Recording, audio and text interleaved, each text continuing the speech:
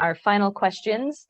The last sort of 3 questions here are, what should ODOT consider in order to make mobility options more safe and accessible? So again, bike, electric bike, expanded transit, the bus, what are things that will make it more safe and accessible? Thinking outside of the city, what could ODOT do to provide you with safe and easy access to mobility hubs, public transit, other places you need to go? And this could be maybe if you live way down a dirt road, you know, what are things that they could provide for you so that you aren't having to ride a bike down a really bumpy dirt road, or other things like that. And then finally, just a general question, how can ODOT help us reduce our reliance on cars? Getting all the way back to some of the comments made by Jasmine at the very beginning, is many of us, even if we have the ability to walk or bike, still take our cars because of reasons, many different reasons. And so how can ODOT help us stop choosing the car first and choose other modes of public transit?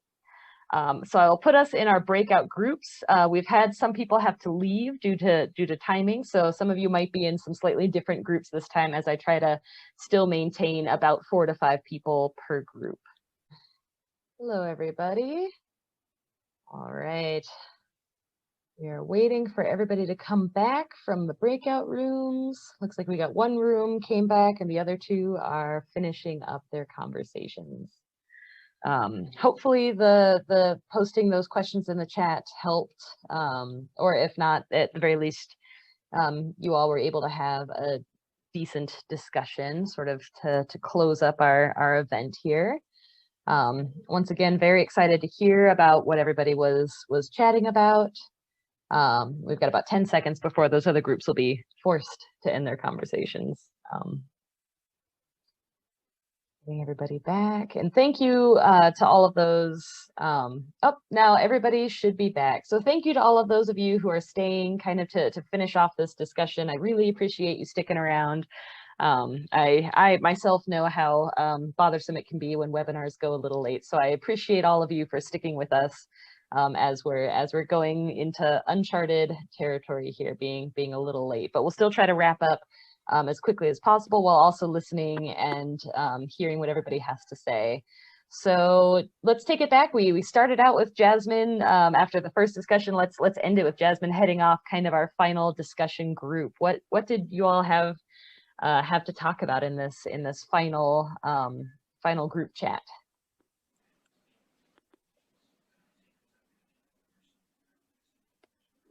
Oh, you're muted. There you go. Sorry. Hold on just 1 second.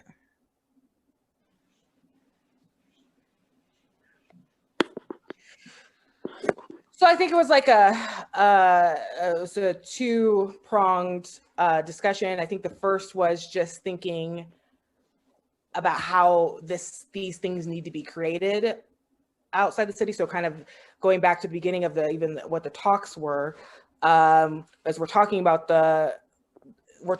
these equitable roads, and we're talking about these lanes, and we're talking about the the way we're going to transition into this, and you want us to think big, and so on and so forth. And so I think ultimately, whether it's ODOT or not, but whoever is in charge has to be a major priority for them. And there's obviously going to need to be an influx of money to actually get this kind of stuff done. So that would be like, how's that happening? What's that happening? I think the second question for me we really focused on was, how do you help us reduce reliance on cars? And so this is where I was kind of weighing in.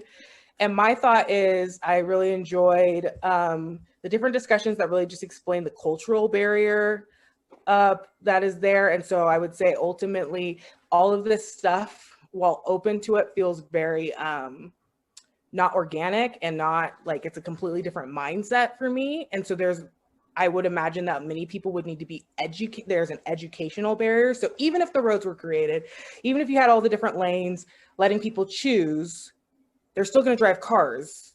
Like, most people are still going to drive cars. So unless you give them a reason to not be so reliant on their car. So by choice to now go use this highly accessible, highly, well, equitable and distributed, custom transportation system that has been built. Okay, but I'm still not going to use it because nobody has ever made me feel comfortable to get over that barrier, to understand how to use it and to feel for it to feel organic. So there's gonna have to be a huge educational part to this, or I feel like it's not gonna work. And I feel like what we're doing when we're making this argument at the beginning of the presentation is not a very tailored argument for Bend or Central Oregon. We're having a very urban discussion about cities, and we're not bringing it down to how you're going to need to break that down and explain why I, a Central Oregonian, should be choosing these other routes of transportation instead of a vehicle, because children living by highways or being concerned about the health risks is there's a disconnect that I feel like with the data being presented. I believe you, and I'm with the shared outcomes. I just don't feel like I was actually taken on a complete journey that feels organic to Central Oregon. Yeah, that's great insight, Jasmine. And I was writing notes while you were speaking. That's why I was kind of looking off into the bottom left corner here. But yeah, the idea that there needs to be a reason, like people need a reason to stop using their cars and start using other things, and it needs to be a cultural shift, and we need somehow here in Central Oregon to take ownership of that. And my mind is just drawn to things like taking the trolley cars in San Francisco, where that's part of that city's identity is the trolley car, and wondering if there could be a Central Oregon pride, or a part of our identity could be, hey, we've got these smart streets, and these are these great things that we use, or hey, we've got these hubs, these transit hubs, and that's where a lot of community things interact. And that could be a way of us, again, sort of taking ownership and accepting that as part of our culture. It'll have to be different than like a city, like, many cities are known for, and famous for their transit systems. And so when they go to deal with these type of transportation discussions, it's, all about, making things more safe. It's not about changing behavior. We're having a discussion about changed behavior, not creating a better experience for something that's just a cultural norm. Here, it's not that. It just isn't. And you're going to have how does that become part of the branding? And then how do people all feel welcome to that branding, taking ownership of that branding? Because I've lived here for 20 plus years, I still like biking, still feel like this whole conversation still feels really crazy. So it's not just existing here or liking Bend that's going to make me jump on the back of a bike on the regular. It's going to be an entire, it's going to have to be something more that I actually feel like it's inclusive to me. Yeah. And I feel I have a shared motivation with the reasons and causes that I've been educated into that are important for me to actually be taken active part in. That's really, really well put. Yeah, I'd love to hear from somebody else. Carolyn, you have a comment or reply? Yes. I'm sorry. Oh, sorry. I was asking Carolyn. Sorry, Karen and Carolyn. I have an ODOT specific recommendation when she. Great. Okay. Yeah, we'll go to Karen after Carolyn. I was in group 3, and I think Tim Page, who was in our group but had to leave, made a very, very prescient comment, and he said, all of these last questions are directed toward ODOT, and nobody from ODOT is here. And I think that speaks a great deal to ODOT. They're a huge, huge group, and their whole focus is highways, which is car travel.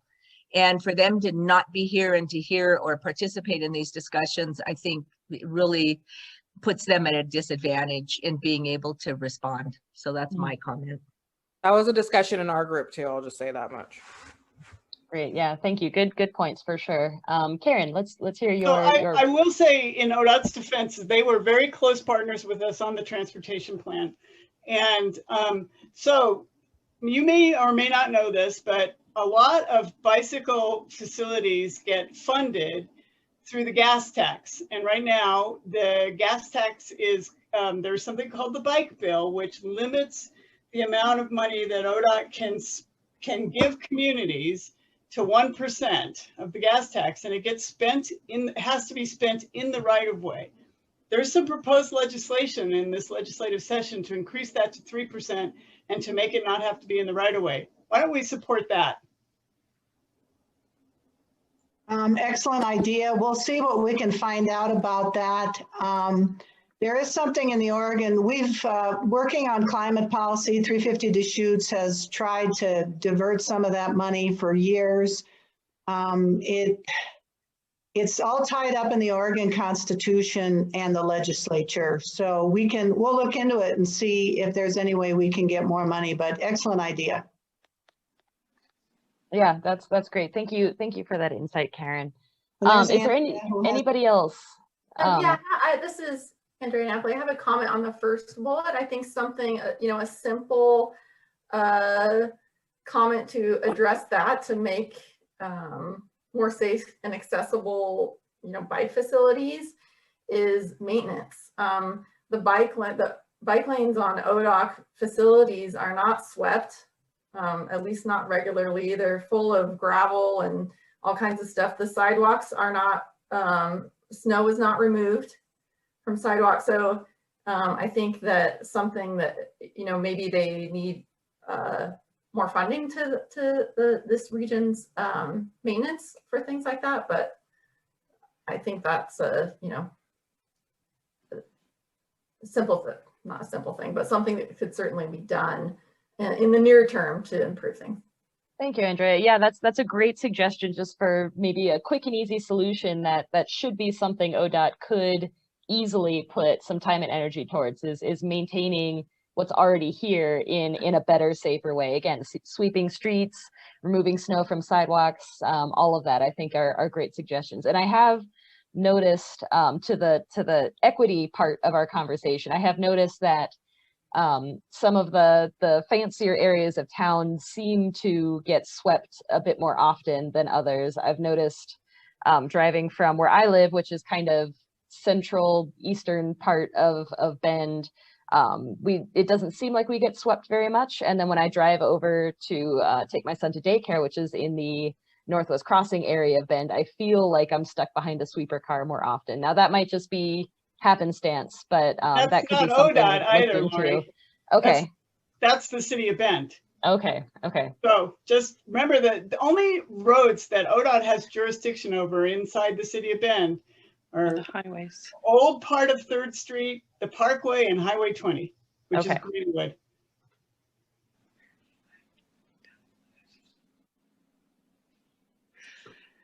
All right.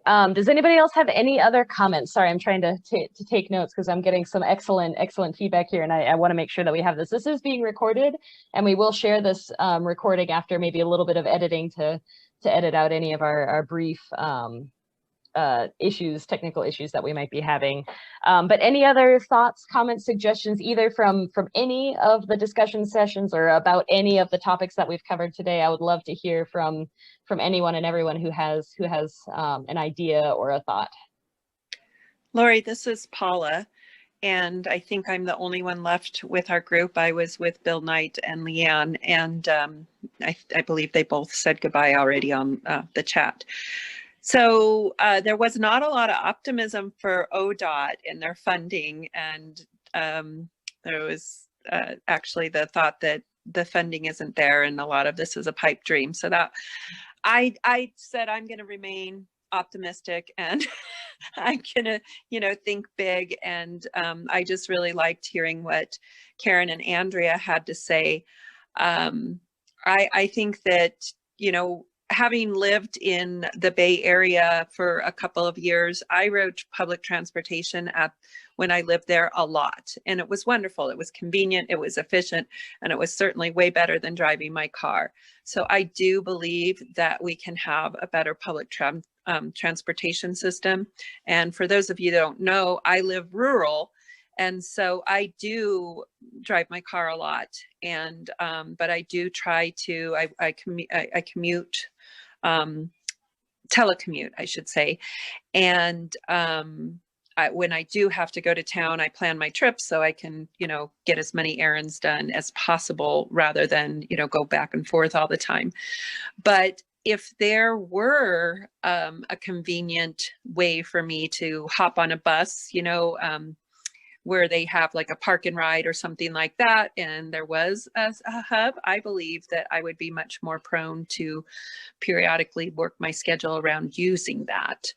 The one thing I am curious to hear more about, though, has to do with Karen Swirsky and the good old days when we used to talk about using the canal systems for bike connectivity routes, commuting routes. And Leanne had said that that can't be done because of the irrigation districts. And I'm just curious, is there any way to resurrect that idea or to have more connectivity by creating multimodal transportation routes with the canal systems and the railroad systems, like we used to talk about when Biking for a Better Community was around? Oh my God, now you're taking me back. I know. You know what? I still have my t-shirt. Yes. Yeah. I might still. So the answer to your question is yes and no. So some of the irrigation district canals are part of our system. And if you look in the transportation plan, you can see that some of the key routes use some of those. Parks and Rec has had good success on some of the irrigation detritus roads. And of course, when they pipe the canals, there's an opportunity to overlay a trail. The railroad, forget about it. Ain't gonna happen ever. So, but that, I mean, it's a good thought, and everyone brings it up, and it's a yes and no sort of thing. So take a look at that map and then give me a shout. Will do. Thanks. All right. Well, thank you again, everybody. We've gone, I think, far enough past the end of our time. So again, any other final comments, you're welcome to either share them in the chat or share them with me. My email address is lharrer@350deschutes.org, and I'll put that in the chat so that if you have any questions or comments or just want to reach out about other things in the future, I will be sending out an email to everybody who participated, whether or not they had to leave early, just with the information about submitting your comments to ODOT. And really a big takeaway that I just personally am getting from this, being the host of this event, is that we need to have more conversations like this about all sorts of things, about transit and moving around Central Oregon, but also about, you know, other issues that hit our community. And particularly the purpose of this was to submit comments to ODOT, but certainly we can have a much more local focus on changing the culture of our city to be using fewer cars and biking and making that feel welcome and safe for everybody to make use of those sorts of things. So these are all great ideas. Great conversation, and again, please feel free to get in touch with me or Diane or anybody else at 350 Deschutes if you want to learn more. But you all will be getting an email from me probably in the next couple of days with sort of final results and feedback from this discussion. Any final closing comments? I just wanted to say I was really impressed, like the whole thing, just to hear. I'm overall like impressed with this entire plan, and I'm really excited for you guys. And so yeah, my thought is just an equal investment in communications. I always seem selfish because I'm like a communications person, but it's because it's important for change behavior and systems transformation and all these great things you guys are doing. You're gonna have to equally invest on the educational and communications portion of this whole plan. Hey, Great. Lori, one last thought. The participants on this, can we get contact information for people who participated? Is that okay? Well, we can give them your contact information. Okay, I did that already, so okay. I'd like to stay in touch with Jasmine. Yeah, she's a great asset. Definitely. Well, thank you again so much, everybody. Again, I'll have a follow-up email, and Karen, I can share your information with Jasmine if you'd like to get more in touch with each other in the future. I can definitely make that connection happen. Yeah, that'd be amazing. I have to go. I'm late for another meeting, guys. It was nice to meet everyone. Yeah, Karen, let's connect, okay?